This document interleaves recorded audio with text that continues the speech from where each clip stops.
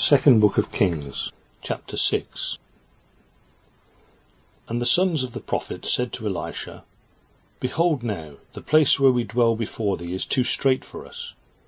Let us go, we pray thee, to the Jordan, and take thence every man a beam, and let us make us a place there, where we may dwell.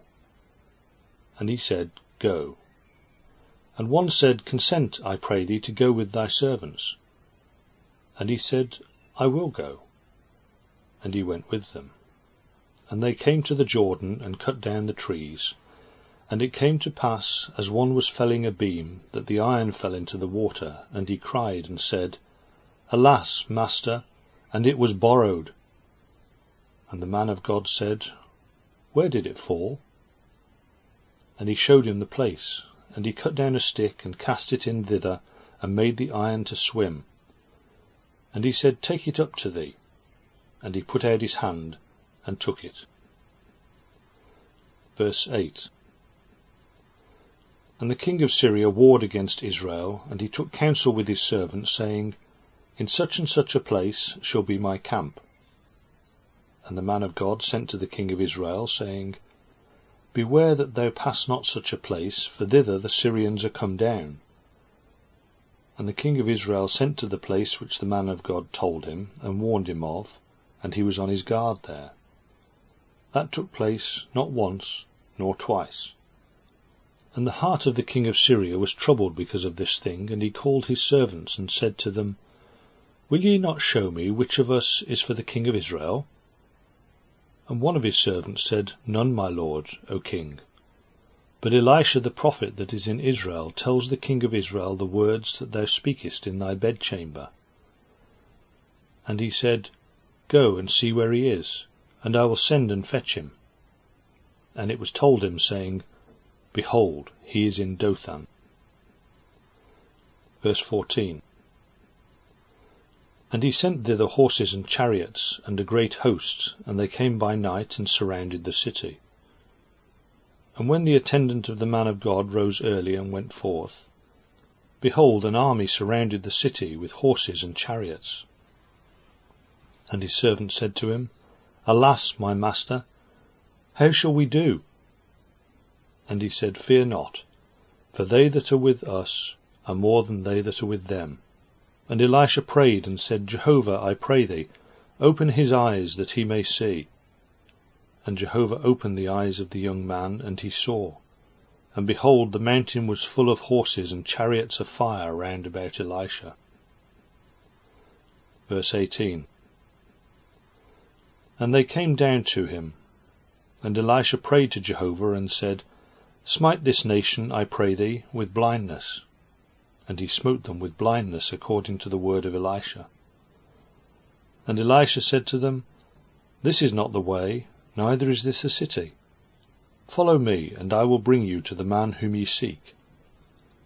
And he led them to Samaria. And it came to pass, when they entered into Samaria, that Elisha said, Jehovah, open the eyes of these men that they may see. And Jehovah opened their eyes, and they saw, and behold, they were in the midst of Samaria. And the king of Israel said to Elisha when he saw them, My father, shall I smite them? And he said, Thou shalt not smite them. Wouldest thou smite those whom thou hast taken captive with thy sword and with thy bow? Set bread and water before them, that they may eat and drink, and go to their master. And he prepared a great repast for them, and they ate and drank. And he sent them away, and they went to their master. And the bands of Syria came no more into the land of Israel. Verse 24. And it came to pass after this, that Ben-Hadad king of Syria gathered all his army, and went up and besieged Samaria.